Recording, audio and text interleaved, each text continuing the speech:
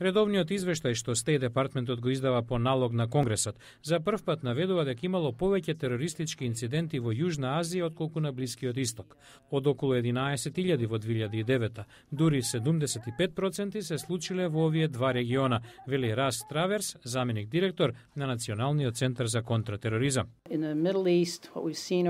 На Блискиот Исток во последните 3-4 години значително опаѓа се вкупниот број. Во Јужна Азија обратен тренд. Овој регион бележи повеќе насилство од Блискиот Исток. Во терористички напади лани загинале речиси 16.000 лица, што е благо намалување од 2008. Главни земји, спонзори на тероризмот, и натаму се Иран, Куба, Судан и Сирија.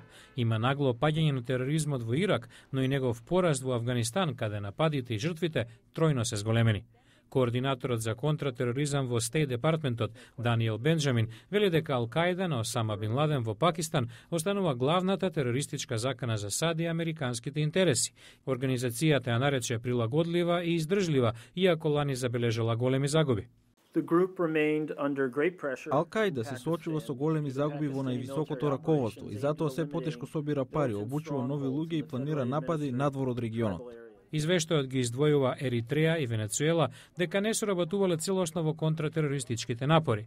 Северна Кореја беше симната од листата држави спонзори на тероризмот во 2008, но Бенџамин вели дека САД ги разгледуваат неодамнешните извештаи дека земјата се обидела да прошверцува оружје до Талебан во Афганистан и Хамас и Хезболах на Блискиот Исток.